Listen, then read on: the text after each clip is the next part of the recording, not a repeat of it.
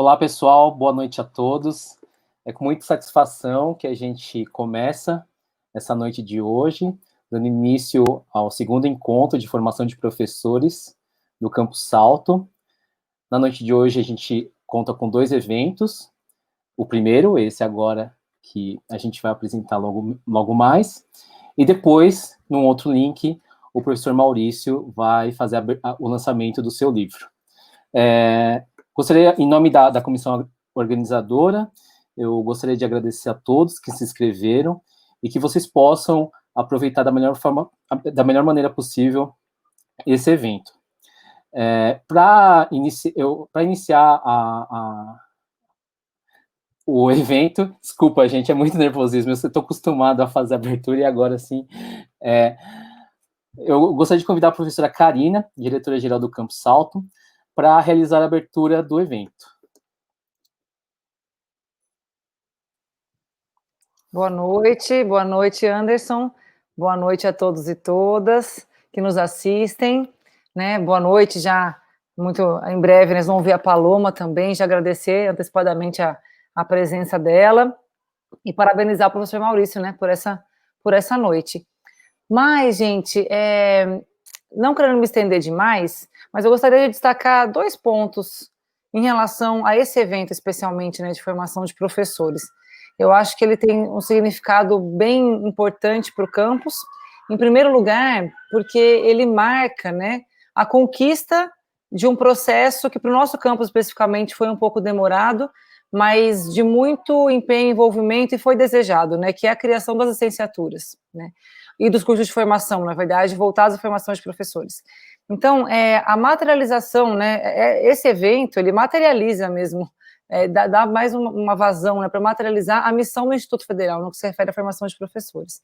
Então, apesar do campus ter tido o início das atividades em 2007, né, só 10 anos depois a gente teve o primeiro curso voltado à formação de professores, que é o nosso curso de pós-graduação, né, em temas transversais, que está rodando aí com muito sucesso, né, e foi uma grande conquista, foi um processo de anos mesmo de estudo, né, por um período ficou latente, né, mas depois retornou com tudo, e é um curso de muito sucesso.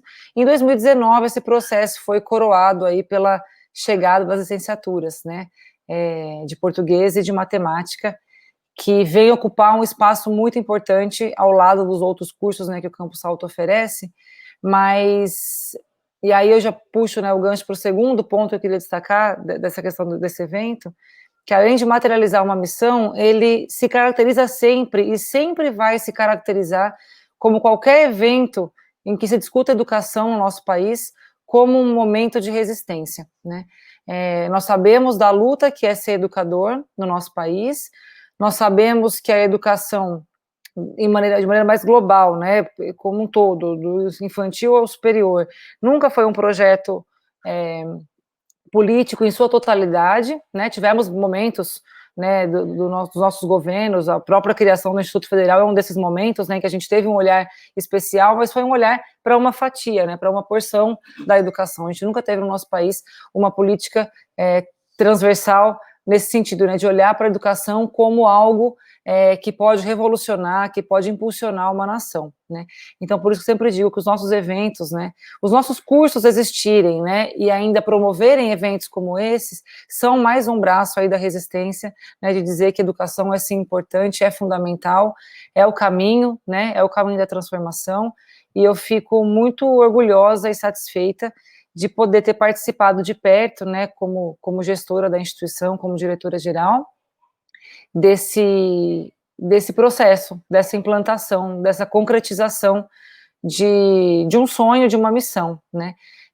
O meu mandato, ele se aproxima aí do fim, né, em abril, o professor Edilson Bueno vai assumir a direção geral, então o campus vai, né, estar em ótimas mãos, mas tenho certeza que a criação das licenciaturas, né, dessa pós-graduação, assim como outros, né, mas a gente está falando deles aqui, são pontos que me trazem muito orgulho e muita felicidade.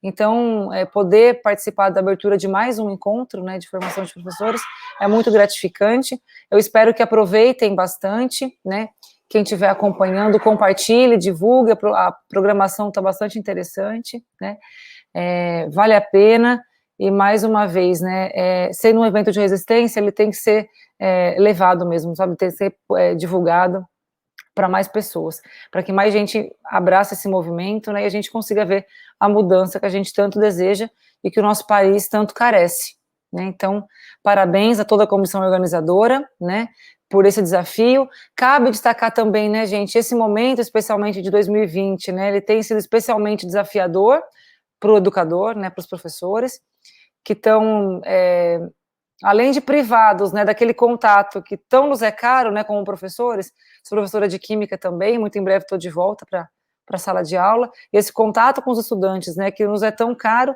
nos foi, né, impossibilitado, e junto com essa impossibilidade, uma série de outras coisas que a gente tem que equilibrar enquanto seres humanos, né, porque somos profissionais, mas também temos família, temos as questões de casa, temos nossos problemas, temos nossos medos, né, e a pandemia trouxe muitos deles, né, à tona.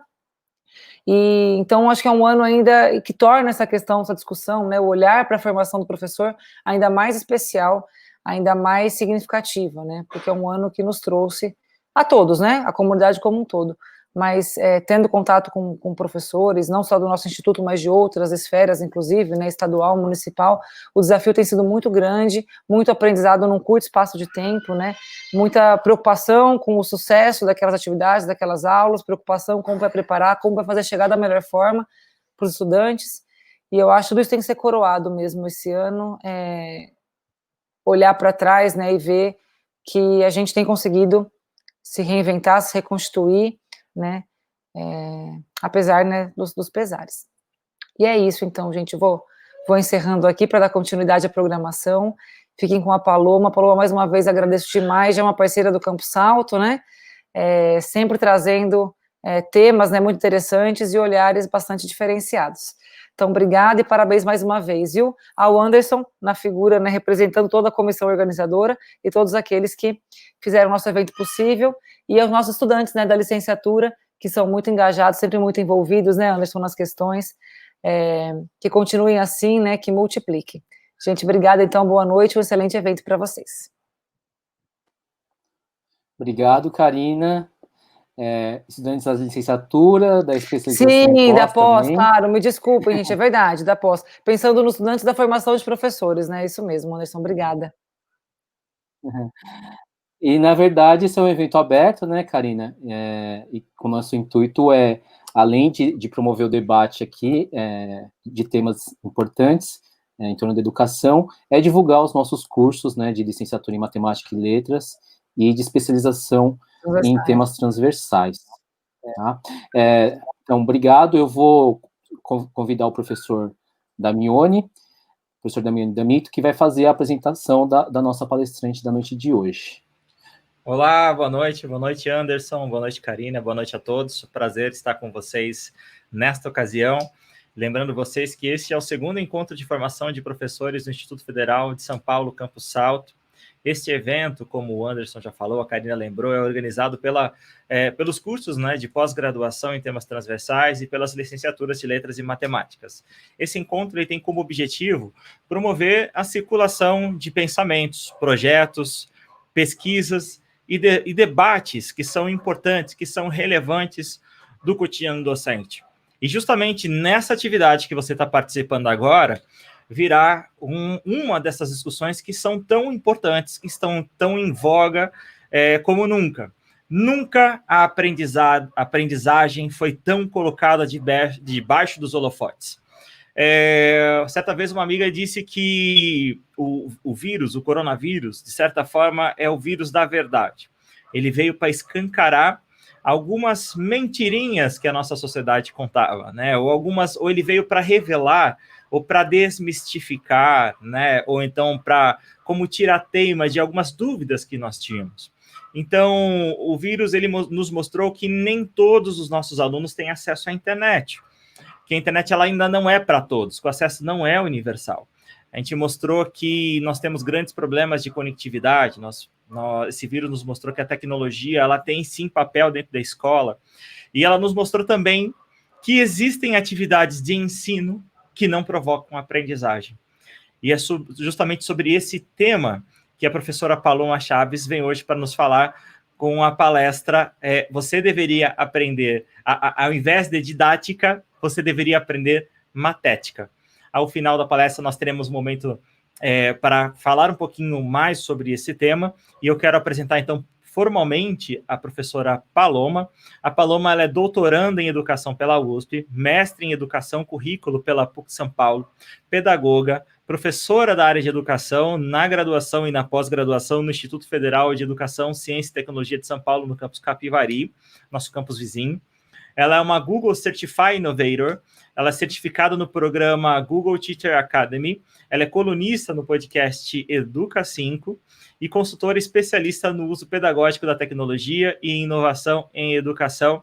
E, sobretudo, é uma mulher que eu admiro, que eu acompanho, que eu sou super fã, e sou muito feliz, Paloma, de ter a oportunidade de estar te apresentando nesse evento. Em nome da equipe organizadora do evento, eu te agradeço pela sua disponibilidade, pela sua atenção de estar compartilhando esse conhecimento com a gente, e desejo a você e a todos nós uma boa atividade.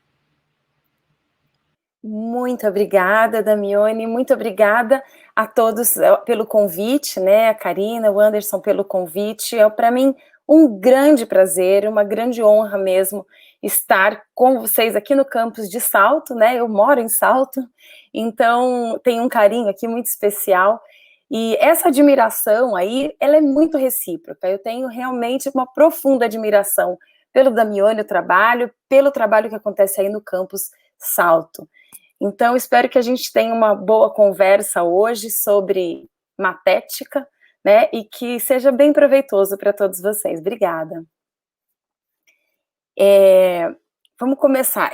O título dessa palestra é uma provocação. Em vez de didática, você deveria aprender sobre matética. Didática é uma palavra que é relativamente conhecida, né? Ela não soa tão estranho para ninguém. Na verdade, não só as pessoas que trabalham na área de educação, que em algum momento se depararam com aulas de didática, mas até os alunos mesmo. Todo mundo que passou em algum momento pelo sistema de educação já ouviu falar em livros didáticos, já ouviu falar em material didático, então é uma palavra assim que soa bastante familiar. Mas matética é uma palavra menos conhecida e a gente vai conversar um pouco sobre ela hoje, né? O que a gente vai falar então hoje? O que é didática, o que é matética? Primeira coisa, para a gente poder entender do que a gente está falando. E a segunda coisa, que é essa provocação que o título traz, por que é mais importante aprender sobre matética do que sobre didática? Quando a gente fala a ideia de que alguma coisa é mais importante, a gente faz essa dicotomia, né? É uma coisa que às vezes incomoda, né? Eu particularmente não gosto de dicotomias, mas justamente o tema de hoje traz uma dicotomia para provocar um pouco a reflexão de vocês. Então vamos começar falando sobre didática, né? Para falar sobre didática, eu vou recorrer ao Comênios, Jean Amos Comênios, que é conhecido como o pai da didática, né? Para quem não conhece, ele ficou conhecido como pai da didática por causa dessa obra que ele publicou ainda no século XVII, chamada Didática Magna. Comênios, ele é um educador e um bispo protestante moraviano. A Morávia é uma região que fica ali ao norte da Alemanha, na região, pega a República Tcheca, e ele, então, era daquela região. Só para contextualizar, eu acho que é importante, no século XVII, quando Comênios publicou essa obra, o mundo vivia o período pós-reforma protestante, que tinha acontecido no século anterior, em 1517, e quando Martinho Lutero rompeu ali com a igreja, na verdade, a igreja é que excomungou o Martinho Lutero, porque ele questionou algumas coisas, e a igreja era o poder político e religioso naquela época, né?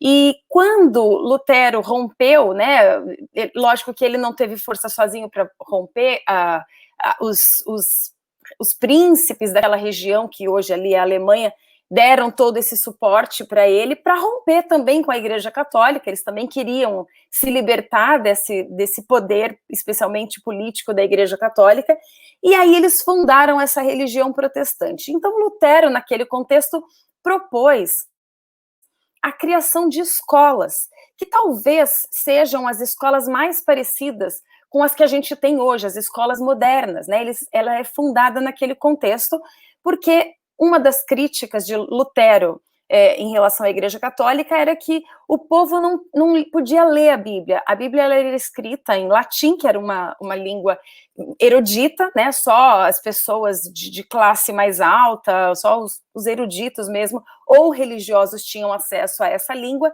Então, para o povo saber o que estava escrito na Bíblia, dependia de alguém que pudesse traduzir.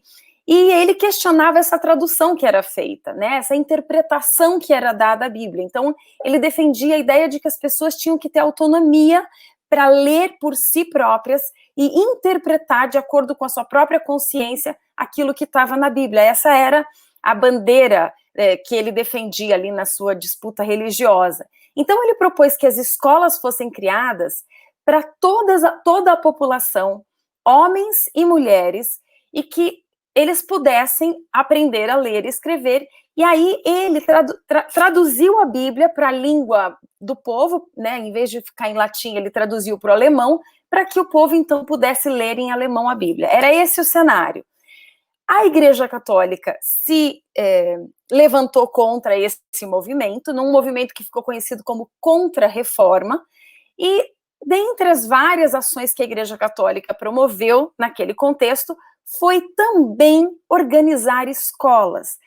A Igreja percebeu que essa estratégia de Lutero de criar escolas era uma estratégia muito revolucionária e que tinha um poder muito grande de atingir o povo. E assim a Igreja Católica poderia perder a hegemonia no mundo religioso ali que ela tinha. Então, ela criou escolas. Para isso, ela criou a Companhia de Jesus e incumbiu essa companhia de organizar escolas, que foram as escolas jesuítas, né?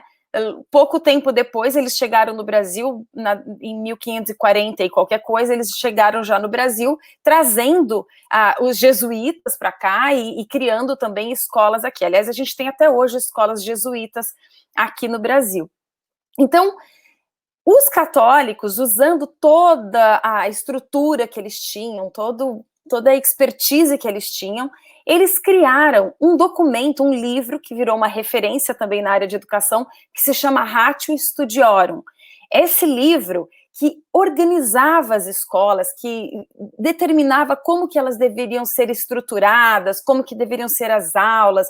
Foi assim, a primeira tentativa de se estruturar essa escola, para criar um padrão de escolas para todos os lugares onde havia ali as escolas jesuítas. Esse livro, Ratio Studiorum, foi publicado no finalzinho do século XVI. Se eu não me engano, foi em 1599 mesmo que ele foi publicado.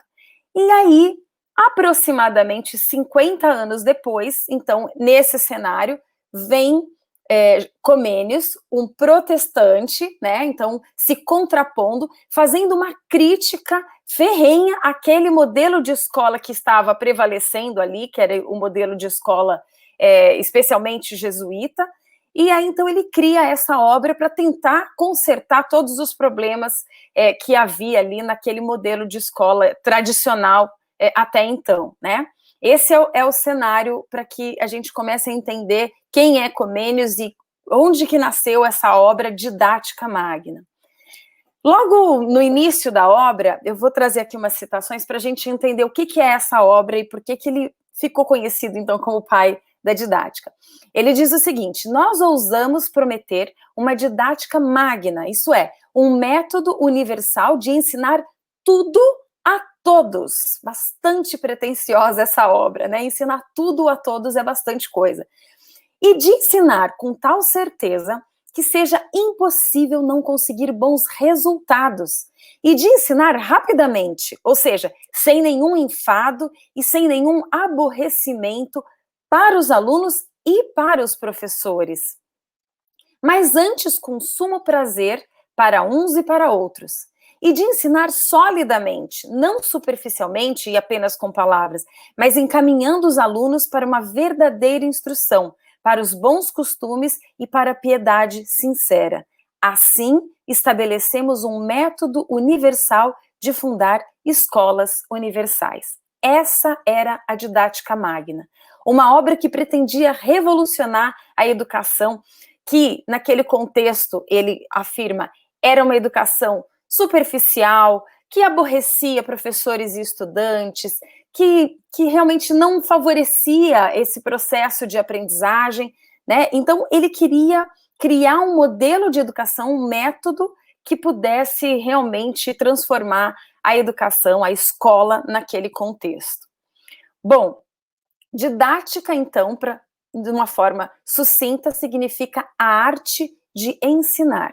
É por isso que todos os professores têm aula de didática em algum momento, é por isso que na escola a gente usa material didático, porque a didática está relacionada ao ensino, né?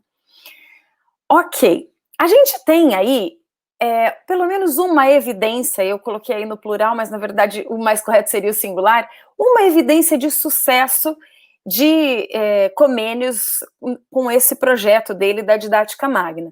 Lá no finalzinho ele disse que ele queria fundar um método universal, né, criar um método universal de fundar escolas universais. É muito difícil hoje em qualquer parte do mundo, inclusive aqui no Brasil, a gente encontrar uma escola que não tenha muito a cara da escola que está lá descrita na obra Didática Magna. Seja pela forma como ela está estruturada, com seriação, as disciplinas, diversas características. Se a gente analisa a obra Didática Magna, a gente vai ver que tem muita semelhança, apesar de Didática Magna ser uma obra do século XVII, e nós estarmos hoje no século XXI, né? Então é realmente impressionante como Lutero conseguiu criar um modelo de escolas que 4 séculos depois, ou 3 séculos depois, está aqui, tão viva, e em todo lugar, no mundo inteiro, a gente encontra escolas que seguem esse modelo. Essa é a evidência de sucesso. Porém, há 2 evidências de fracasso no projeto de Comênios, né?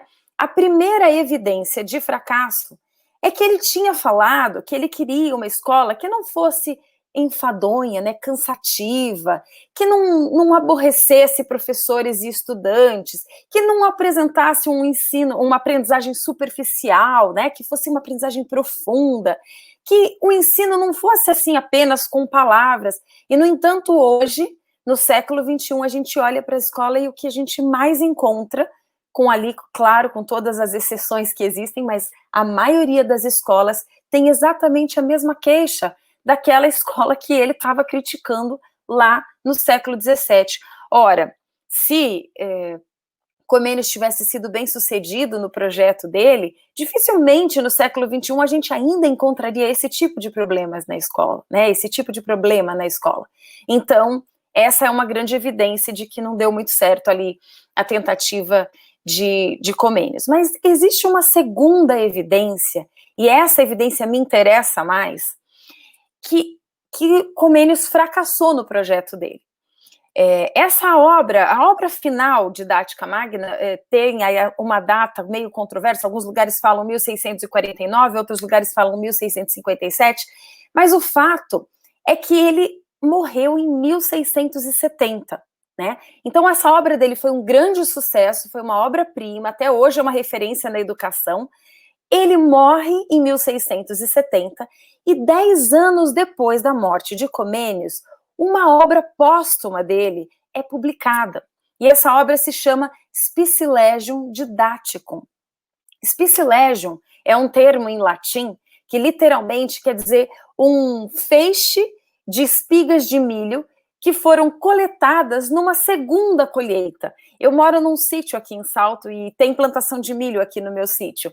Então eu acompanho bem esse processo. Quando acaba a plantação, né, o período de plantação e vem a época da colheita, tem uma colhedeira e varre aqui a plantação e pega ali as espigas de milho, a maior parte das espigas de milho. Mas algumas espigas sobram ali. Elas ficam jogadas ali na terra, né? E são espigas perfeitas, elas são ótimas, são muito boas, mas o processo de colheita tem falhas e acaba ali desperdiçando algumas. Então, o Spicilegium é esse ato de fazer uma segunda colheita, recolhendo essas espigas que são boas, para que se faça um feixe de milhos delas, né? Você reúne essas espigas para destiná-las aí ao fim que cabe a elas. Mas o que as espigas de milho têm a ver com a didática, né?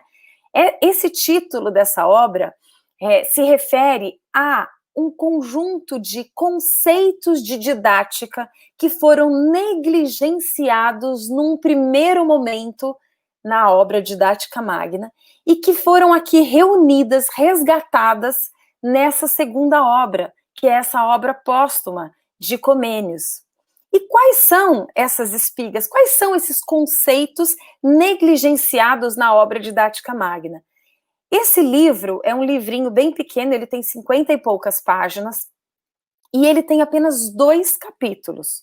O primeiro capítulo se chama Matética. E matética é definida logo ali na primeira linha como a arte de aprender. É aí a origem desse termo matética que eu falei, né? Que tem muita similaridade com o termo matemática e não é coincidência. A palavra matemática veio da palavra matética. A matética é uma família de palavras que estão ligadas à aprendizagem. E os matemáticos achavam que a única aprendizagem que importava na vida era aquilo que eles estavam estudando. Então, eles simplesmente roubaram esse prefixo math dessa família de palavras que se refere à aprendizagem e criaram aí a palavra matemática, que ficou tão famosa, muito mais famosa do que a matética, e assim a matética caiu no esquecimento, né, em mais de um sentido. Se didática é a arte de aprender, que é a arte que tem sido privilegiada no mundo, pelo menos ali desde o século XVII, vamos dizer assim, na verdade é sempre, mas ali vamos dizer no século XVII, quando ela se tornou uma arte realmente estruturada, fundamentada, matética é a arte de aprender. É a arte que tem sido negligenciada durante todos esses séculos, que o próprio Comênios tentou resgatar isso, mas ele faleceu antes, e essa obra, Spicilegium Didaticum, ela ficou completamente esquecida durante mais de 200 anos, até que ela fosse resgatada. A história dessa obra ela é curiosa, porque ela também ficou esquecida, abandonada, e foi resgatada. E até chegar até nós é um longo processo, é por isso que até hoje, no século XXI, tão pouca gente ouviu falar nessa palavra, né? Bom, didática, matética, ensino, aprendizagem, e aí eu lanço essa pergunta para vocês. Qual é a razão de ser da educação, né? Se vocês são professores, qual é a razão de ser do seu trabalho? Por que você foi contratado? Por que você está trabalhando? Qual é a finalidade do trabalho na área da educação? É o ensino? É a aprendizagem? Ou as duas coisas, né? Talvez a gente se sinta confortável falando, são as duas coisas, lógico, né? Então vamos falar um pouco sobre isso. A maior parte das pessoas acha que a razão de ser da educação é o ensino. E para isso, basta a gente ver como o ensino ocupa o centro das atenções quando a gente fala em educação, né? Quando a gente pensa em educação, a gente pensa instituições de ensino, a gente pensa sistemas de ensino, a gente fala de níveis de ensino, o ensino fundamental, o ensino médio, o ensino superior, olha o ensino presente em tudo. A gente fala de métodos de ensino, recursos didáticos, a gente fala da qualidade do ensino, planos de ensino, nós, professores, fazemos planos de ensino, quando vai começar o ano, o que a gente vai ensinar para os alunos.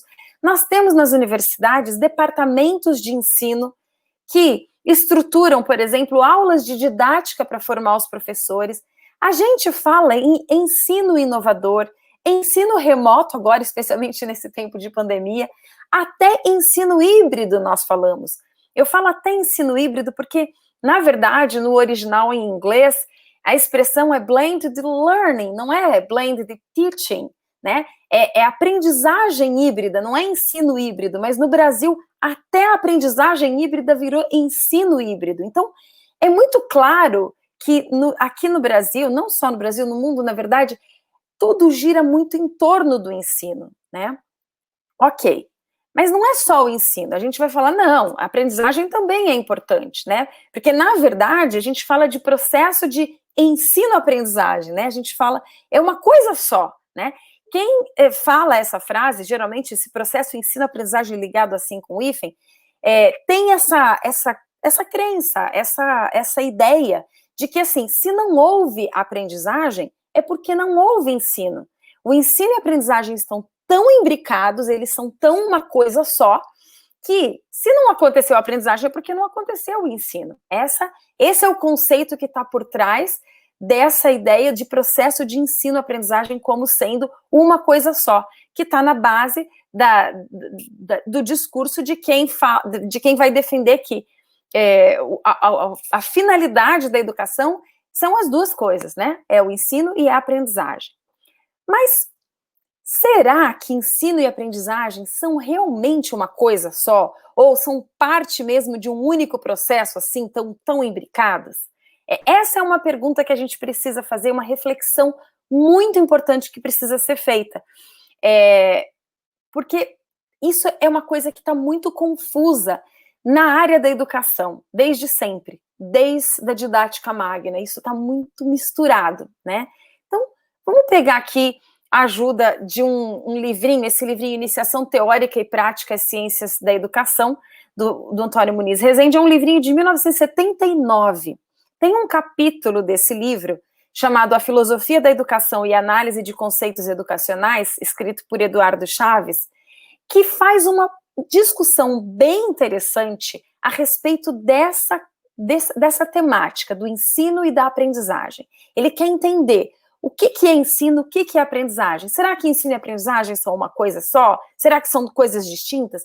Então ele começa essa reflexão a partir dessas duas perguntas que eu acho super interessantes, né? A primeira pergunta, pode haver ensino sem que haja aprendizagem?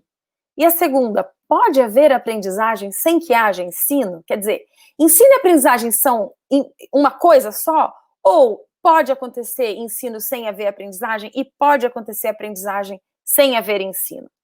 E daí ele começa essa reflexão a partir da análise do verbo ensinar. Então, nesse exemplo, o professor ensina o conteúdo para o estudante. O sujeito dessa frase, ninguém tem dúvida, é o professor. O professor é o sujeito do ensino. O objeto direto dessa frase é o conteúdo, aquilo que vai ser ensinado. O objeto indireto é o estudante, aquele que vai ser ensinado, né? A quem o ensino do professor é dirigido. Ok, mas e a aprendizagem? Se ensino e aprendizagem são uma coisa só, e uma coisa não acontece sem a outra, onde é que aparece a aprendizagem na análise desse verbo? Onde é que a aprendizagem é uma consequência do ensino? Vocês estão percebendo que não existe, né? Não aparece aqui a aprendizagem. Qual será que é o elo que liga o ensino à aprendizagem? Será que é uma obrigatoriedade? Ora, se eu estou ensinando, logo o estudante tem obrigação de aprender. Será que faz sentido a gente pensar que o elo é uma obrigação? Não faz sentido isso, né? Será que a intencionalidade, intencionalidade sim, né? O ensino, ele é um ato intencional e a intenção dele é produzir a aprendizagem. Ninguém ensina só por ficar falando ao vento. Quem ensina alguma coisa, ensina com a clara intenção de que aquele ensino produza aprendizagem na sua audiência, né? Então, um professor, por exemplo, ele jamais iria pegar uma turminha ali de infantil e tentaria ensinar, por exemplo, sei lá, o teorema de Pitágoras. Jamais, né? Porque ele dá uma aula de teorema de Pitágoras para crianças da educação infantil não iria produzir aprendizagem. Então, não faz sentido. Se o ensino tem a intenção de produzir aprendizagem, a gente só ensina aquilo que tem potencial de produzir aprendizagem, né? Para isso, a gente até adapta a linguagem, a gente adapta o conteúdo, procura exemplos, a gente usa uma série de recursos didáticos para que a gente possa atingir o objetivo de produzir aprendizagem. Então, sim, o ensino e a aprendizagem estão unidos, existe um elo que une os dois, mas esse elo é a intencionalidade. Agora, será que só a intenção é capaz de garantir a aprendizagem? Então, será que só porque eu tenho a intenção de produzir aprendizagem, se eu ensino, logo a pessoa aprende aquilo que eu estou ensinando? Não. Quer dizer, ou será que é só comigo que acontece isso, que eu ensino alguma coisa e a pessoa não aprende? Eu tenho certeza que todos nós da área de educação já experimentamos essa situação de ensinar algo e perceber que o ensino é bem sucedido, porque alguns alunos aprenderam, às vezes a maioria, às vezes uma minoria, mas o ensino também ele é mal sucedido porque alguns alunos não aprendem, né? Então, aquela frase que eu falei lá no início, né, de, se não aconteceu a aprendizagem é porque não aconteceu o ensino, ela não tem sentido, aquela frase, porque, na verdade, se eu ensinei e alguns alunos aprenderam, isso que eu fiz foi ensino, mas o mesmo ensino não produziu aprendizagem em outros alunos, eu vou dizer que agora o que eu fiz não foi ensino? Não tem sentido lógico essa afirmação, né? Então, o ensino é um processo e a aprendizagem é um outro processo. Às vezes, o meu ensino produz aprendizagem. O ensino é um meio que eu uso para produzir aprendizagem, mas às vezes ele não é bem sucedido. Essa é a conclusão. Eu, lógico, resumi muito aqui. O livro, ele usa uma série de outros argumentos aqui para mostrar que, na verdade, nem todo ensino produz aprendizagem. Essa é a conclusão da resposta. Mas e quanto à aprendizagem? Será que toda aprendizagem é fruto do ensino? Será que a gente só aprende por meio do ensino? Essa questão é mais fácil ser respondida. Basta a gente olhar como é que a gente aprende quando a gente está fora da escola, no mundo real, no mundo do lado de fora. A gente aprende de diversas maneiras, né? A gente aprende por observação, por descoberta, exploração, por experimentação. A gente aprende também por ensaio e erro. Sim, a gente erra e aprende com o erro, né? A gente aprende por colaboração. E a colaboração, muita gente confunde com ensino, né? Fala assim, você está aprendendo junto com o outro porque o outro está te ensinando. Não, não necessariamente. Muitas vezes, o meu parceiro de aprendizagem não sabe também. E a gente aprende juntos, a gente aprende conversando, dialogando, trocando ideias, percepções, coisas que a gente está observando e juntos a gente vai construindo um conhecimento. Então, existem diversas formas de aprendizagem, inclusive o ensino, que está aí, que eu coloquei como exemplo. E eu coloquei de propósito o ensino sozinho aí, na linha de baixo, para mostrar, para destacar uma curiosidade. De todas as formas que eu citei aqui, que produzem a aprendizagem, o ensino é a única forma em que o aprendente não está numa postura ativa. Lembra, o sujeito do ensino é o professor. Então, é a única forma de aprendizagem em que o estudante, o aprendente, fica numa postura passiva, recebendo informação do ensinante. Todas as outras formas de aprendizagem colocam o aprendente numa postura ativa, onde ele é o sujeito, ele é o protagonista, ele observa, ele explora, ele experimenta, ele descobre, ele conversa, ele vai atrás daquilo que ele quer aprender. Vocês estão percebendo essa diferença de postura, em que em uma postura o sujeito é o aprendente e na outra o sujeito é o ensinante, né? Curiosamente, na escola, que é o espaço por excelência de aprendizagem, a forma que prevalece é a do ensino. A gente quer produzir aprendizagem, mas a estratégia privilegiada de produzir aprendizagem é o ensino. Será que o ensino é a melhor forma de produzir aprendizagem? Bom, com isso a gente chega aqui nessa ideia de que ensino e aprendizagem não são uma coisa só, ligadas assim por um hífen. Ensino é uma coisa, aprendizagem é outra coisa. Ok, então nós temos aí essas duas ideias. O próprio Comênios, na Didática Magna, essa é uma citação da Didática Magna ainda, ele traz essa ideia. A proa e a popa da nossa didática será investigar e descobrir o método segundo o qual os professores, presta atenção nisso, ensinem menos e os estudantes aprendam mais. Se ensino e aprendizagem fosse a mesma coisa, se eu quisesse que o estudante aprendesse mais, eu deveria ensinar mais. Mas o próprio Comênius, ele já trazia essa ideia de que, para produzir mais aprendizagem, ele entendia que se deveria ensinar menos.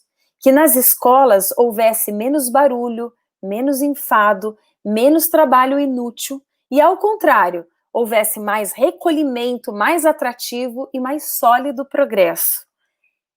Ele queria que a aprendizagem acontecesse de forma mais ativa por parte do aprendente, e não dessa forma que ele fica passivo, cansado, sabe, ali, enfim, de uma forma que, aí ele se dispersa, né, por que menos barulho? Porque se o aluno está disperso, ele está cansado, não está interessado, ele vai ficar conversando, ele vai fazer barulho, vai arrumar encrenca, né, então, menos trabalho inútil, né, o professor se desgastando, ensinando, e o aluno aprendendo tão pouco. Então, essa é a ideia que Comênius já trouxe desde a didática magna. No entanto, mesmo essa ideia dele acabou sendo negligenciada, né? Eu vou trazer aqui o Bernard de Charlot. Bernard de Charlot, ele traz essa outra frase que eu acho que ele é mais direto, mais explícito. Ele diz o seguinte: o trabalho do professor não é ensinar, é fazer o aluno aprender. Ensinar não é a mesma coisa que fazer aprender, ainda que muitas vezes, para fazer o aluno aprender, o professor tenha que ensinar. Charlot coloca isso às claras. A finalidade da educação, o objetivo, a razão de ser, é a aprendizagem do aluno. O ensino é uma estratégia possível que o professor pode lançar mão para atingir o objetivo, que é a aprendizagem. Mas o ensino não é a única estratégia possível. Como eu mostrei ali, existem várias outras estratégias possíveis. Então, é muito importante o professor, os gestores, as pessoas que estão envolvidas na área de educação terem muita clareza, não terem dúvida. Se alguém perguntar qual é a razão de ser da educação, é a aprendizagem. A única coisa que a gente quer é que as pessoas aprendam e se desenvolvam. Para isso, a gente vai criar escolas, a gente vai criar o ensino, a gente vai criar recursos, ideias, estratégias, metodologias, mas a finalidade precisa estar clara o tempo todo na nossa cabeça. Por que ela precisa estar clara? Porque eu posso considerar que, às vezes, a melhor estratégia não é o ensino. E é aí que entram todas essas metodologias ativas, essas estratégias todas que a gente vê cada vez com mais frequência. A gente abre espaço para considerar todas essas possibilidades ali dentro do nosso universo. Bom, Papert resgatou esse conceito de matética da arte de aprender no século XX. Como eu falei para vocês, esse conceito ficou adormecido, na verdade, por 300 anos. O livro ficou por 200 anos. Mas mesmo depois desse livro do Comênius ter sido resgatado, o conceito de matética continuou simplesmente adormecido. E a primeira pessoa que eu tenho conhecimento que resgatou essa ideia, o termo matética, foi Papert.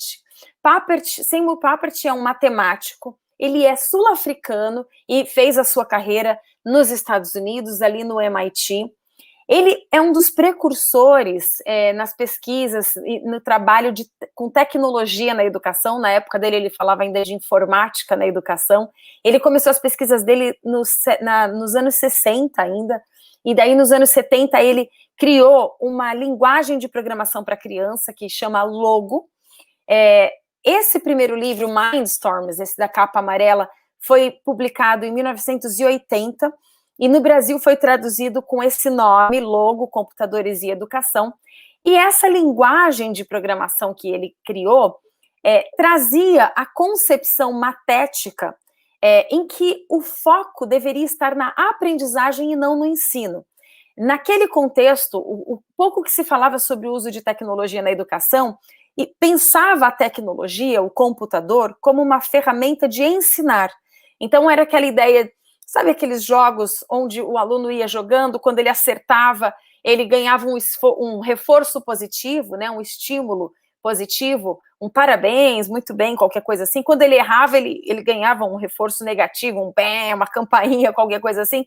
E aí, então, ele tinha que tentar acertar para conseguir passar. Então, o computador era pensado como uma ferramenta que ensinaria os alunos. E aí tinha uma proposta de que seria bacana, porque o aluno poderia aprender no tempo dele, né, no ritmo dele, porque ele sozinho com o computador ensinando a ele, então ele poderia ir avançando nesse tipo de atividade, né?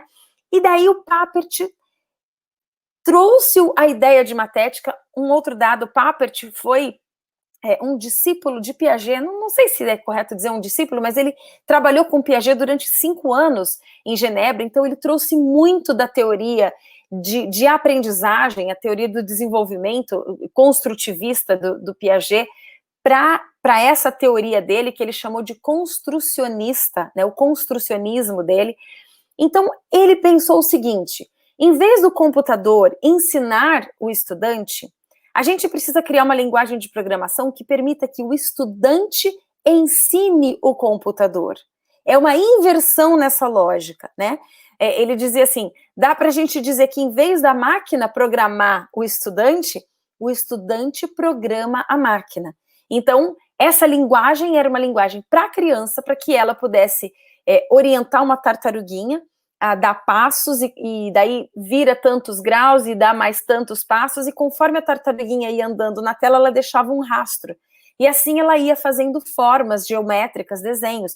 Ele era um matemático, ele estava pensando em formas de favorecer a aprendizagem matemática das crianças, né? E para isso, então, ele resgata a ideia de matética. Ele, 12 anos depois, publicou esse outro livro, The Children's Machine, que é um livro que dedica um capítulo inteiro à discussão do termo matética, por exemplo, né? No Brasil, esse livro foi traduzido como A Máquina das Crianças, mas o conceito de matética é discutido ao longo de todo o livro, não só nesse capítulo, mas ao longo de todo o livro. Na verdade, a ideia de matética permeia toda a base, está na base da teoria construcionista de Papert, né? Papert diz, por exemplo, a pedagogia, a arte de ensinar sob seus vários nomes, foi adotada pelo mundo acadêmico como uma área respeitável e importante. A arte de aprender é um órfão acadêmico.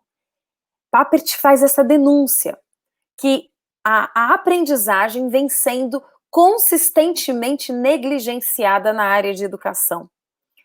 Um primeiro passo para remediar essas deficiências é dar um nome à área de estudo ausente, para que possamos falar sobre ela. Se a gente não tem nenhum nome para essa área de estudos, como é que a gente vai estudar sobre isso? Minha candidata é matética. É curioso que, desde o primeiro livro, daquele de 1980, ele já havia proposto a palavra matética.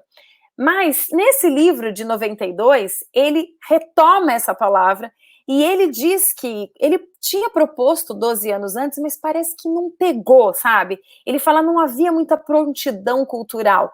Mas agora, em 92, ele acreditava que ele iria propor essa palavra e as pessoas iam prestar atenção nela e iam dar valor.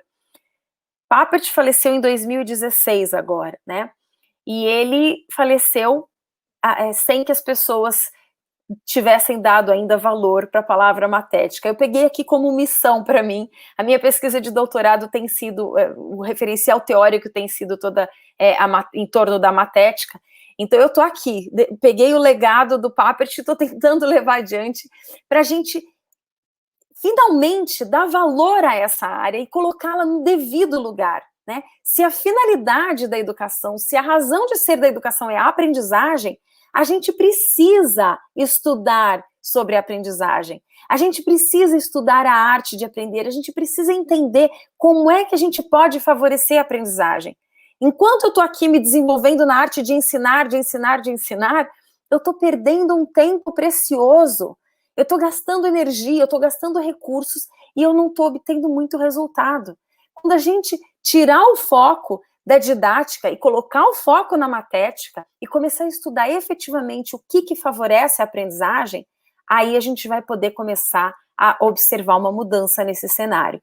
Felizmente, existe um movimento que tem aí já desde o início desse século XXI, que está direcionando para a aprendizagem, né? Nunca se ouviu falar tanto em aprendizagem na educação, né? Aprendizagem baseada em problemas, aprendizagem baseada em projetos, aprendizagem baseada em desafios, e por aí vai, né? A neurociência que tem avançado com várias descobertas sobre como a gente aprende. Então, Papert, se você estiver me ouvindo em algum lugar, eu acho que agora, em 2020, a gente está começando a conseguir discutir matética. Eu acredito nisso, né? Estou aqui fazendo isso.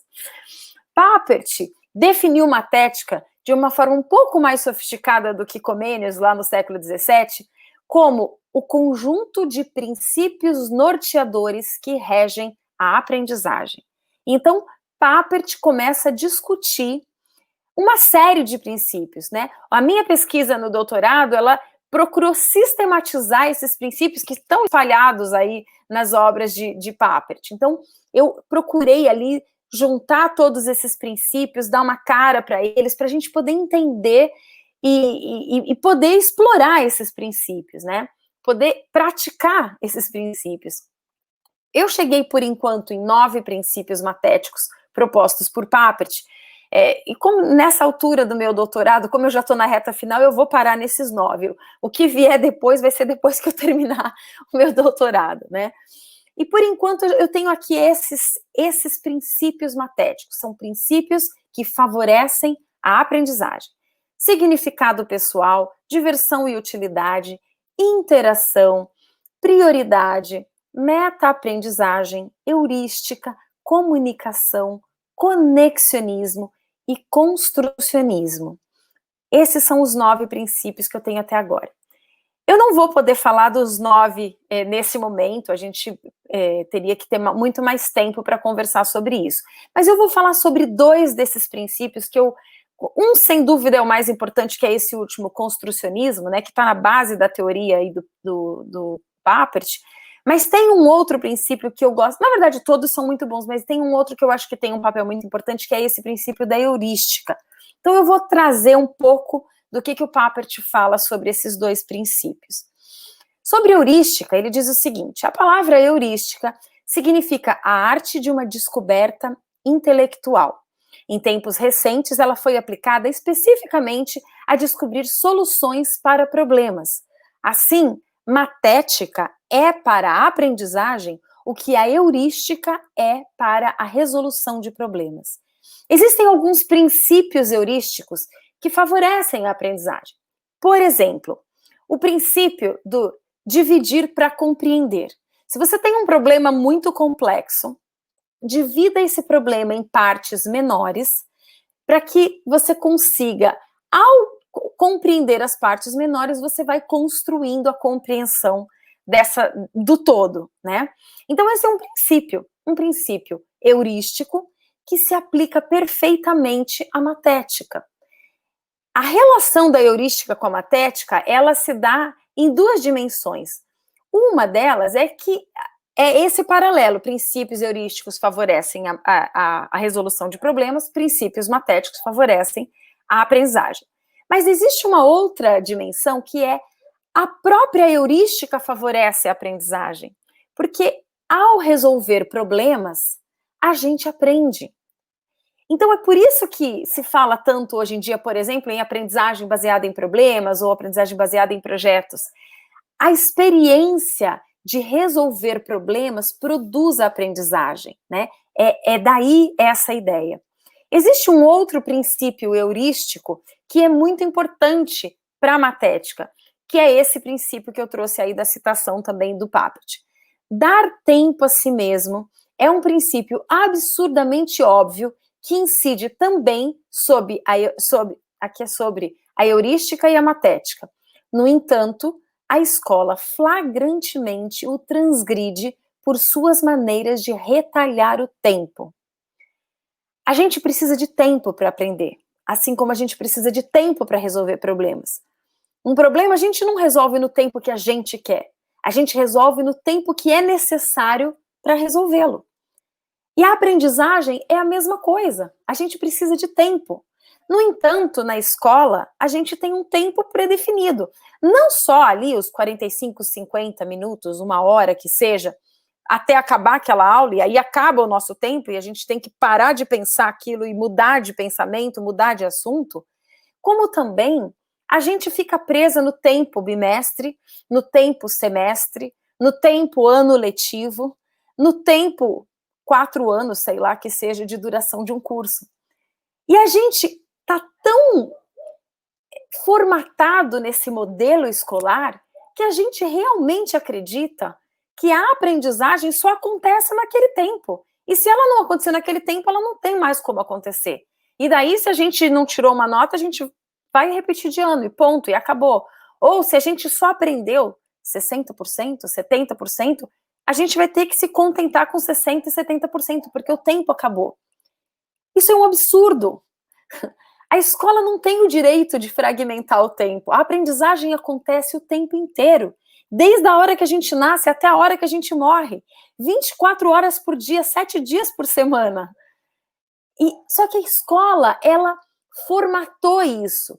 E ao formatar, por razões óbvias, ela precisa se estruturar, lógico, é um ambiente de trabalho, etc. Mas ao formatar, ela acabou limitando e fragmentando e acabando com as nossas possibilidades de aprendizagem dentro do tempo que a gente precisa. É necessário rever isso. A gente precisa quebrar essa grade, que não tem nome mais adequado para isso, essa grade que nos prende dentro da escola. A gente precisa começar a flexibilizar isso, flexibilizar os tempos. E vejam vocês, a pandemia nos trouxe uma possibilidade de flexibilização desse tempo. A nossa aula não precisa mais durar 50 minutos. A gente pode ter uma conversa e deixar que o estudante seja protagonista do resto do tempo dele, aprendendo, pesquisando, resolvendo problemas, né? Então, a gente está num momento que acaba favorecendo essa nova abordagem, uma nova forma de olhar para o tempo, para a questão do tempo dentro da escola, né? O construcionismo, que é o outro princípio, né? Papert traz como sendo um dos meus princípios matéticos centrais, né? Ele mesmo define dessa forma.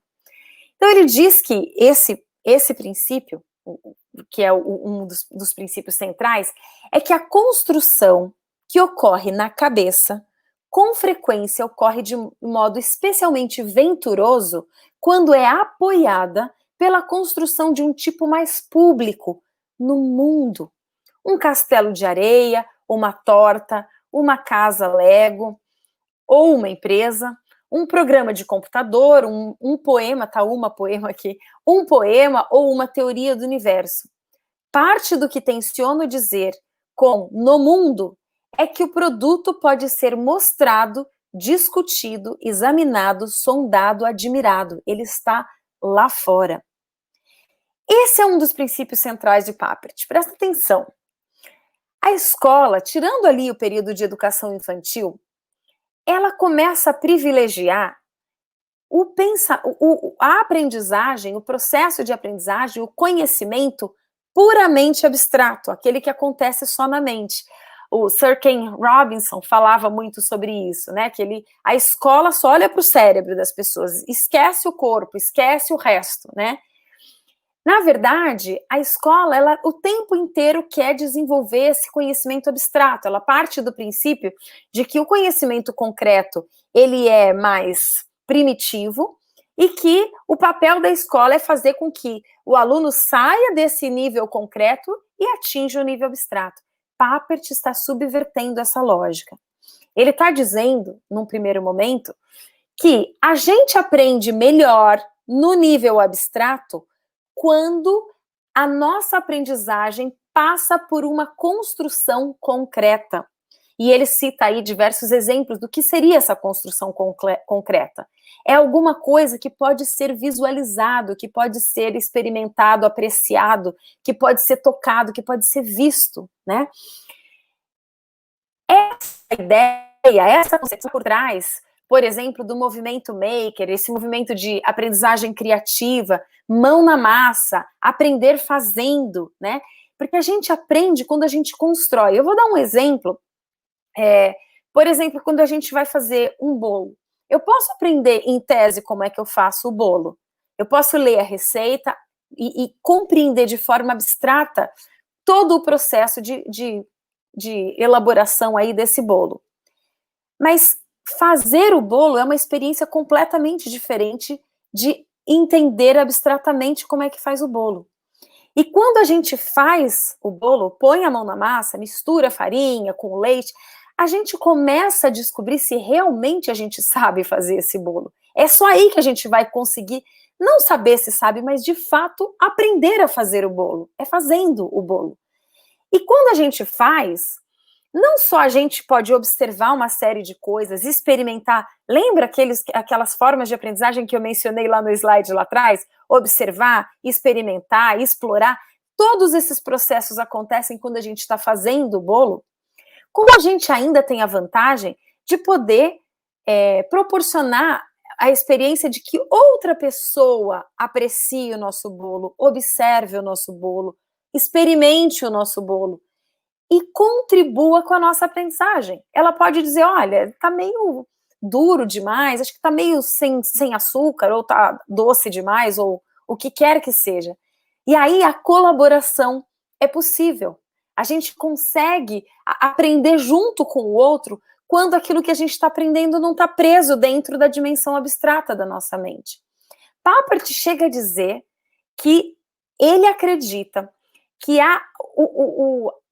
a inversão dessa ideia de que o concreto, de que o abstrato é superior ao concreto, é necessária para que a gente realmente comece a avançar na área de educação. Ele defende a ideia de que o concreto é superior ao abstrato.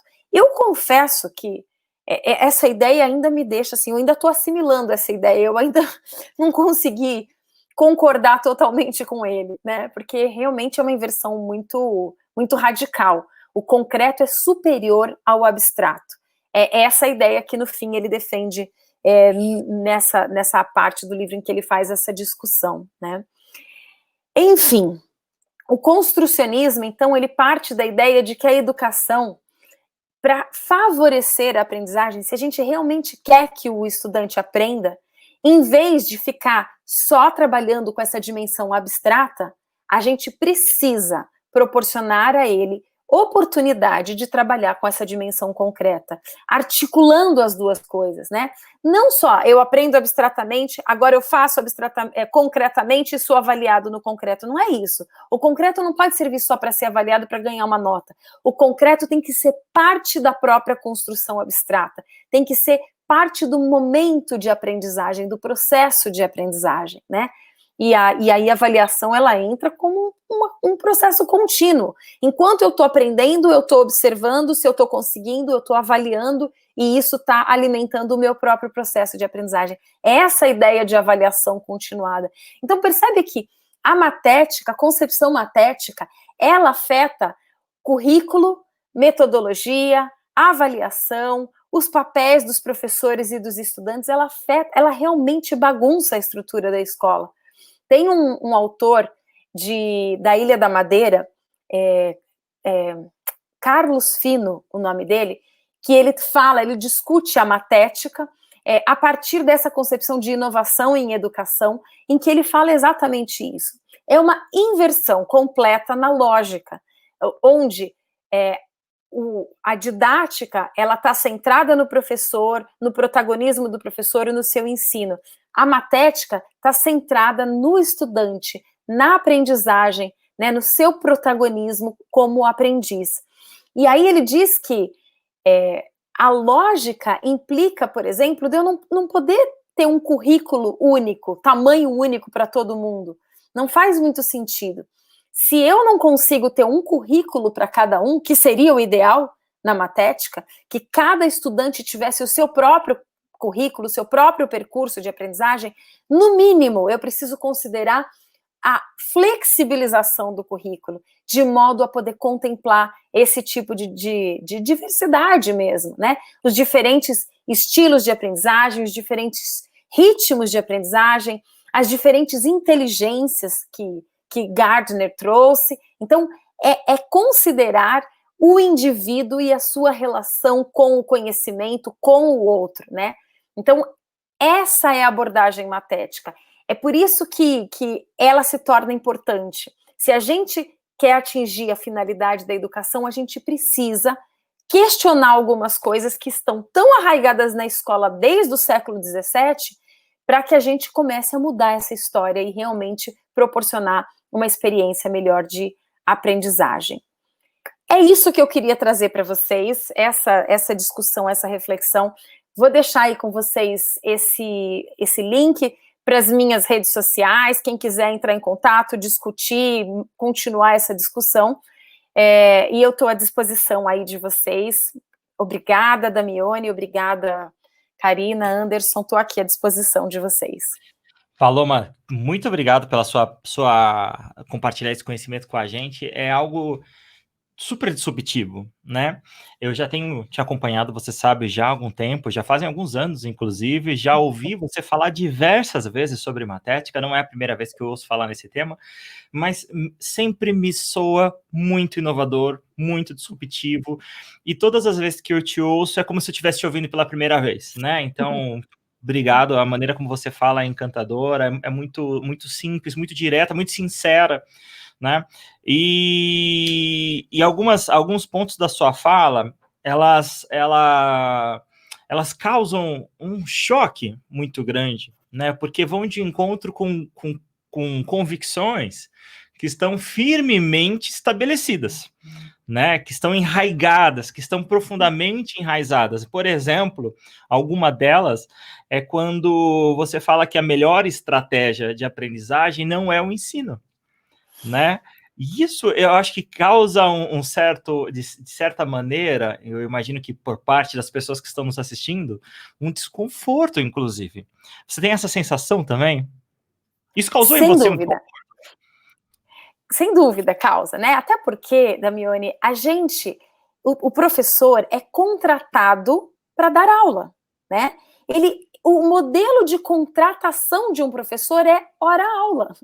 E ele já é contratado, os gestores já tratam essa contratação a partir de a relação, quantos alunos para cada professor, uma sala de aula para cada grupo de alunos e professor, quantas horas de trabalho esse professor vai passar ensinando. Então, não é à toa que isso causa um desconforto. Desde sempre a gente trabalhou nesse formato. A gente acredita, isso está muito, como você disse, está arraigado na gente. A gente acredita que a gente foi contratado, o meu trabalho, eu recebo o meu salário para ensinar. Se você está falando que eu não vou ensinar, peraí, o que eu vou fazer? Né?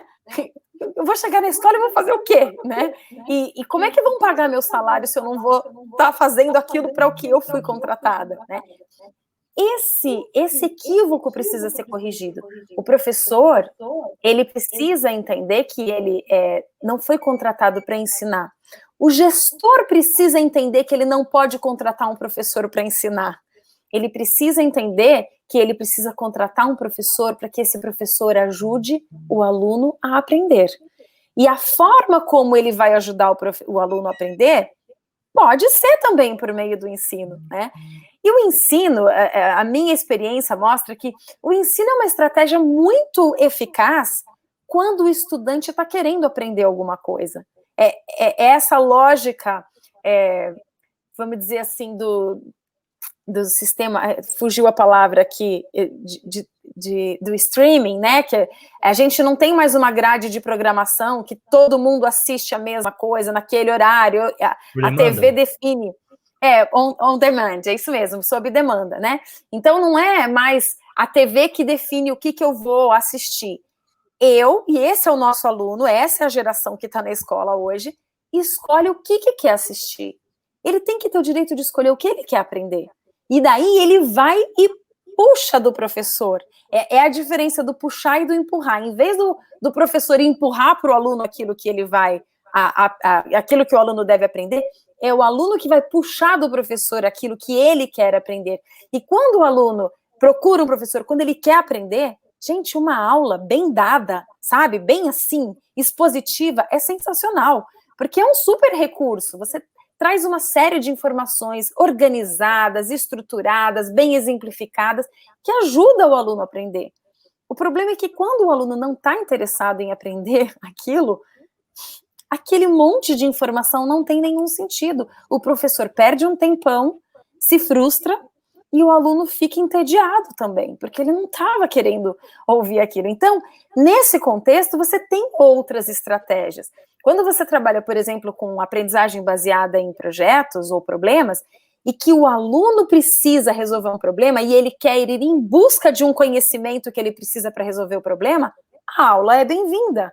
Então, ele eu vou contribuir com você. Olha, eu posso te indicar esse livro, eu posso te indicar esse podcast, eu posso te indicar esse vídeo, e eu posso te dar uma aula também sobre esse assunto, né? Afinal de contas, nós, professores, estudamos sobre algum assunto, a gente domina algum assunto que a gente pode contribuir, lógico, deve contribuir, né? A gente só não deve achar que todos os alunos vão aprender a mesma coisa, ao mesmo tempo, do mesmo jeito, né? E no mesmo ritmo. Então, é essa mudança de paradigma. Eu acho que isso, de certa forma, também causa um sentimento de certa insegurança a grande parte dos professores. Na verdade, deve causar uma insegurança inicial com qualquer um envolvido. Tudo que é algo novo, né, tudo que é feito pela primeira vez, gera um certo sentimento de insegurança ou de ansiedade, mas ele não, como qualquer outra área, ele não pode ser paralisante. Acho que essa é a maior dificuldade, né? E quando o professor ele sai desse papel de detentor do conhecimento, né, e passa a ser, eu gosto de chamar, Paloma, não sei como isso cai para você, como designer de aprendizagem, né? Eu gosto de colocar o professor como um designer de experiências de aprendizagem. O professor, de certa maneira, ele sai daquela posição de certo destaque em sala de aula. Aliás, a sensação é que ele perde essa posição, mas ele assume um papel de guru. E quando ele assume esse papel de guru, eu não sei se eu estou sendo muito lúdico, né, como um mestre Yoda, ele acaba tendo um impacto ainda maior na vida do aluno, né? Eu acho que ele vai ser muito mais lembrado ainda, ele vai ser muito mais relevante na trajetória do aluno do que antes. Eu acho que acaba sendo, de primeiro momento, isso parece ser um pouco de contrassenso, mas eu acho que no final das contas, na verdade, o efeito ele é muito maior, não é isso? Não é isso? Isso faz sentido para você? Faz muito sentido, Damiani. O Piaget já falava isso lá no século passado, ele falava sobre uma escola ativa, ele chamava, essa era a expressão que ele usava, né? Onde a escola se preocupa em criar situações de aprendizagem, onde o papel da escola é esse, né? Criar situações de aprendizagem. O que é interessante, que eu acho que explica por que o professor acaba se tornando uma grande referência do estudante quando ele tem essa postura, em vez de ser aquele detentor do saber, né, que transmite todo, que também a gente tem admiração, não é que a gente não tem, lógico que a gente admira uma pessoa que a gente fala, nossa, essa pessoa sabe muito sobre aquele assunto, mas não marca às vezes tanto, porque quando um professor se coloca como um parceiro de aprendizagem do estudante, ele cria um outro tipo de identificação, ele se torna um exemplo, uma referência de aprendente para o estudante. Então, o estudante está num papel de aprendente e ele vê ali naquele professor que ele considera, nossa, é uma pessoa, né, que sabe tão mais, ele já é professor, e ele também é um aprendente. A gente acaba inspirando os nossos alunos a aprender, justamente a aprender, quando a gente mostra que a gente também vive esse processo, a gente também não sabe tudo, né? O que a gente sabe, a gente compartilha, o que a gente não sabe, a gente pode eventualmente aprender com ele, ou aprender com outros colegas, ou aprender junto, né? Então, eu acredito que isso é muito mais inspirador, e isso tem que ver com relacionamento, né? Tem essa dimensão humana, essa dimensão não cognitiva da experiência de aprendizagem, que é muito marcante, é quando a gente cria uma relação mesmo, um relacionamento com essa dimensão afetiva que Vallon fala que é tão importante para favorecer a aprendizagem, né? Quando isso se torna significativo, acho que é por isso que marca para o resto da vida, porque a gente atinge essa outra dimensão. Eu acho que essa relação afetiva, talvez, ela possa soar como uma intimidade ou uma amizade profunda, mas eu acho que ele é mais ligada à sensação de confiança, não é? De colaboração, de gratidão e coisas desse tipo, né? Mas, Paloma, eu antes de continuar, eu tenho perguntas aqui para te fazer, são todas perguntas de R$1 milhão, tá? Não tem pergunta fácil aqui.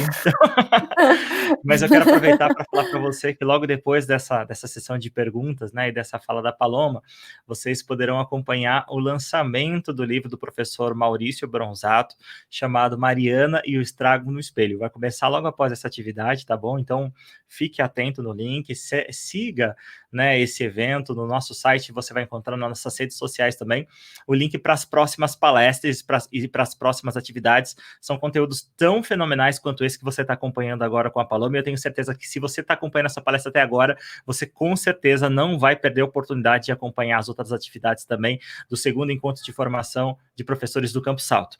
Paloma, pronto, preparada para a pergunta? A primeira pergunta vai ser pesada, hein? Pesada. Como que na sua mente ficaria a questão dos ambientes físicos de aprendizagem?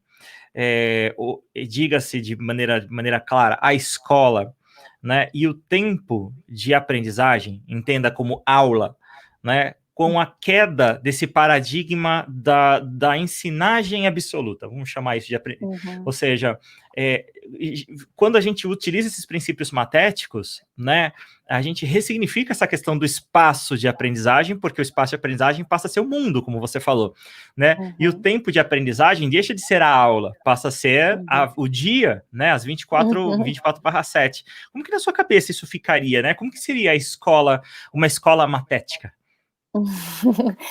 É interessante você falar isso, porque a sala de aula tradicional, ela foi desenhada para atender a lógica didática, né? É por isso que ela privilegia a posição do professor, todos ficam voltados para o professor e olhando para as nucas, né? Os que estão mais atrás olham para as nucas dos colegas e só visualizam o professor lá na frente.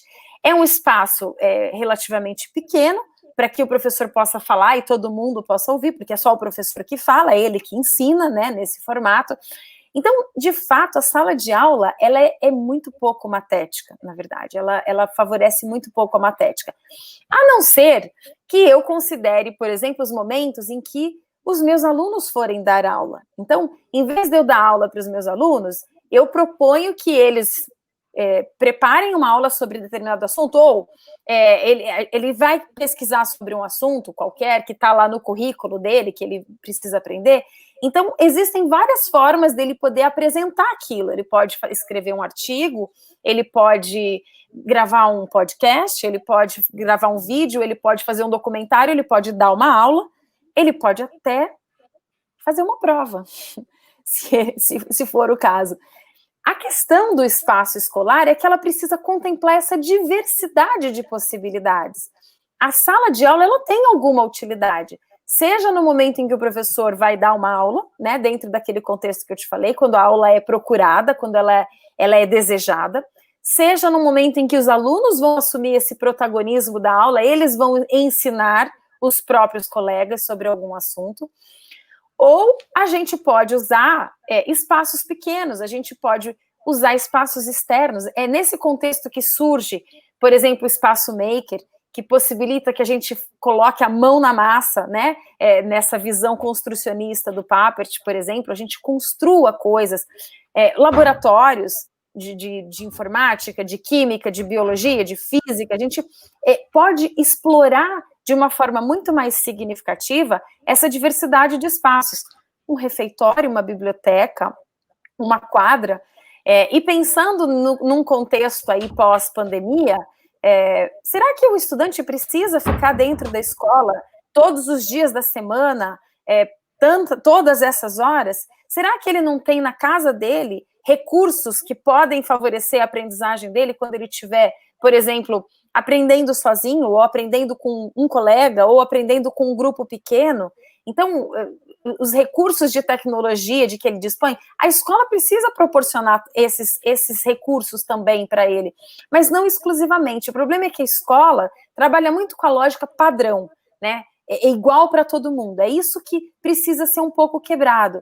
Se tem alguns alunos que preferem ir para a escola ou precisam ir para a escola para poder usar os recursos que estão na escola, tem outros que dispõem desse recurso, às vezes em casa, às vezes numa associação do bairro, às vezes em algum outro espaço, num clube, enfim, existem tantas possibilidades, depende do que ele vai fazer. A praça pública da cidade pode ser o espaço mais adequado. Basta a escola abrir a sua mente para enxergar todas essas possibilidades, dessa diversidade de espaço. Ela vai descobrir que ela tem salas demais lá dentro, que ela gasta recursos demais para construir um monte de sala igual, que ela poderia, em vez de fazer um monte de sala de aula, investir esses recursos em outros tipos de espaços, outros tipos de materiais, enfim, e aí proporcionar uma experiência melhor de aprendizagem mesmo. E, Paloma, quais são os caminhos para inserir esses 9 princípios matéticos, ou aqueles que vierem, né? Você falou que parou nos 9, né? Mas para inserir então, esses princípios matéticos na formação inicial dos professores. Nós estamos aqui num público bastante grande de professores já em atividade, em serviço, e professores também em formação, né? E qual é esse desafio para inserir essa matética nesse conteúdo? Nesse conteúdo, olha, não, Damione, nesse percurso, né? Damione, eu faço esse desafio, esse convite para os professores que hoje atuam em cursos de formação de professores, para que comecem a experimentar, quebrar esses paradigmas, se libertar, para proporcionar para os estudantes que estão hoje aí uma vivência num outro modelo, porque há muitos anos se fala sobre inovação em educação, sobre outros modelos, mas tudo isso é falado sempre o professor lá na frente falando sobre inovação, enquanto os alunos estão sentados nas carteiras ouvindo o professor falar sobre inovação. Então é assim, é apenas um discurso e uma prática completamente diferente. Né? Paulo Freire fala que a gente tem que trabalhar para que cada vez mais a nossa prática esteja próxima, alinhada ao nosso discurso. É possível. Você conhece um pouco da nossa experiência lá no campus Capivari, né? Onde a gente justamente tentou fazer essa mudança de paradigma. Isso é possível fazer dentro de uma disciplina, é possível fazer dentro de algumas disciplinas, é possível fazer dentro de um curso inteiro. A gente começar a quebrar isso, possibilitar que, em vez de todos os alunos aprenderem a mesma coisa ao mesmo tempo, os alunos peguem ali a ementa do curso, os objetivos que estão no curso, mas cada um construa, por exemplo, o seu próprio roteiro de aprendizagem. E o professor, ele passa a ser um orientador desse estudante, né? Não sozinho. É importante trabalhar junto com outros professores, né? Isso é uma outra característica dessas experiências de inovação. É muito difícil inovar sozinho, é muito difícil mudar sozinho. A gente precisa procurar aliados, parceiros. Não todos, não são todos os professores que querem, que vão topar fazer isso, mas, gente, sempre tem parceiros que estão dispostos a experimentar, sair da dimensão abstrata da mente, da convicção de que realmente o que eu faço não está bom, não surte efeito, não está dando resultado, e ir para a dimensão concreta que o Papert fala, e fazer.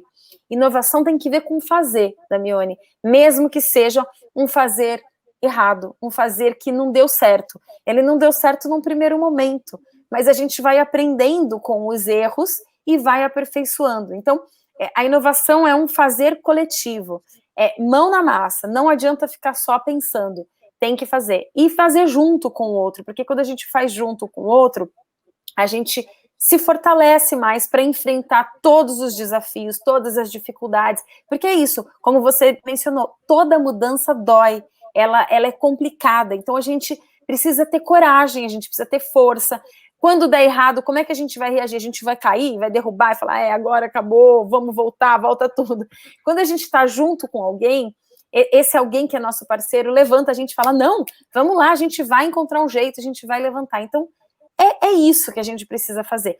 É possível, né? Eu vou até deixar aí o link um link, não sei se é possível depois colocar esse link na tela, gg.gg/IFSP Capivari, acho que é isso o link, gg.gg/IFSP Capivari, que tem ali um pouco onde a gente compartilha um pouco da nossa experiência de mudança lá no campus Capivari, no curso de licenciatura em Química, que tem vários problemas. Eu não estou dizendo que é um projeto perfeito, que tudo deu certo, muito pelo contrário, muito longe disso, e na minha pesquisa de doutorado eu estou trazendo isso, mas é para mostrar que muito obrigada aí, já entrou o link, mas é para mostrar que é possível fazer, a gente só precisa dar aquele passinho e fazer, é assim que a gente faz, fazendo. Como já diria o filósofo Faustão, quem sabe faz ao vivo, né? Então, a Paloma, o que eu gosto muito da Paloma é que a Paloma, ela não só fala, mas ela faz, né? A Paloma é do tipo que eu gosto de chamar de fazedora, né? Então, pessoas que falam e que fazem, né? Que como diz o ditado, que mata a cobra e mostra o pau. Esse ditado horrível, né, Paloma? Mas é sempre importante dizer que nós não estamos falando de ideias soltas, né, Paloma? Que são coisas que realmente são factíveis e mais do que são possíveis, são necessárias. Então, Paloma, queria te agradecer em nome de toda a equipe de formação aqui do Campus Alto, né, da equipe organizadora do evento do Campus Alto, pela sua disponibilidade, por compartilhar o seu conhecimento. Eu tenho certeza que os professores que estão assistindo, assim como eu, estão energizados, cheios de vontade de conhecer, e aonde que as pessoas podem conhecer um pouquinho mais do que você tem feito, do seu trabalho, onde que nós podemos buscar um pouco mais dessa fonte, Paloma? Olha, Damiani, além daquele link que eu deixei, do Linktree / professora Paloma, a professora Paloma Chaves, eu acho que eu posso deixar o meu e-mail do Instituto Federal, palomachaves@ifsp.edu.br, e eu quero ficar assim super à disposição. Se alguém tiver perguntas, quiser trocar ideias, tiver dúvida, quiser me xingar, porque você vem encher a cabeça da gente de minhoca, eu estou super disposta para a gente poder conversar mais sobre isso, porque eu acho que é assim, a gente aprende dialogicamente, a gente aprende dialogando e provocando o diálogo, né? Então, é isso que eu quero aqui instigar na gente, mais conversas, tá bom? Muito bom. Obrigado, Paloma. Obrigado para você que está nos assistindo até agora. Não se esqueça que agora, às 20h40, o lançamento do livro do professor Maurício do professor Maurício. Deixa eu pegar aqui o nome que eu esqueci. Maurício Bronzato, que é a Mariana e o Estrago no Espelho. Prazer ter você junto com a gente, e fique atento na programação do segundo encontro para que você não perca nenhuma das nossas atividades. Muito obrigado. Tenha um bom restinho de dia. Até mais, gente. Até mais, Paloma. Até. Obrigada.